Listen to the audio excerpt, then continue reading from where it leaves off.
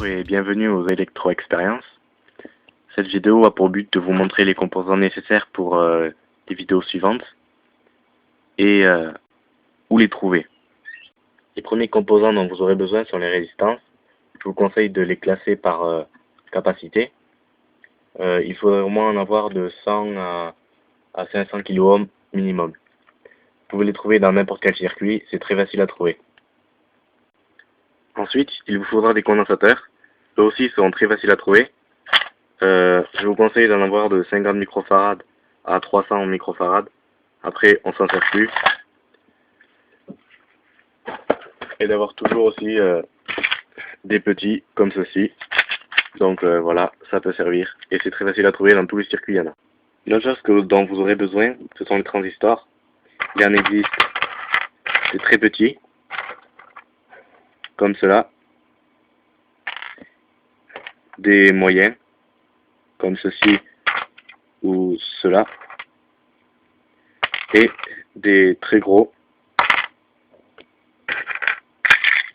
Voilà, comme celui-là par exemple.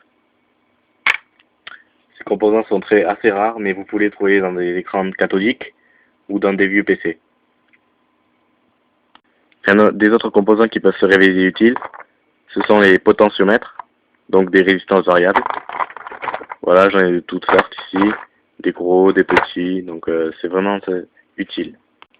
Il vous faudra également un fer à souder, comme ceci, avec un rouleau d'étain, comme ceci, ou comme cela. Voilà.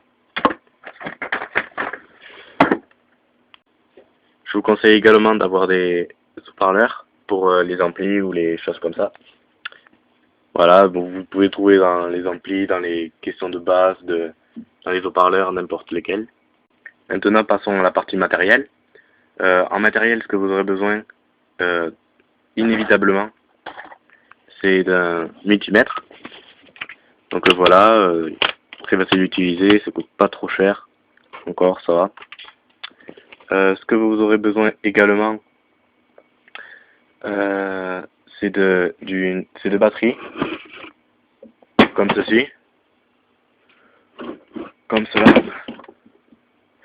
Ou si vous n'en avez pas, vous pouvez utiliser des piles, ou encore ce que j'utilise, un laboratoire d'alimentation. Donc il va de 0 à 30 volts et de 0 à 2 ampères et demi. Donc c'est vraiment suffisant pour les petites expériences. De quoi il me reste à parler? Oui, après il faut des petits matériels comme les relais. Voilà, c'est assez dur à trouver, mais c'est très utile. Voilà, celui-là est tout neuf. Vous pouvez l'acheter, sinon ça coûte pas super cher, je pense.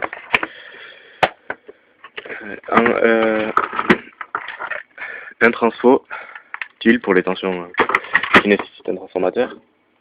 Qu'est-ce que... oui, après, des interrupteurs. Je crois que j'ai fait le tour, c'est bon. Voilà, je vais vous expliquer où trouver les composants et ce que vous aurez besoin. Et je vous retrouve pour la prochaine Electro Experience. Au revoir.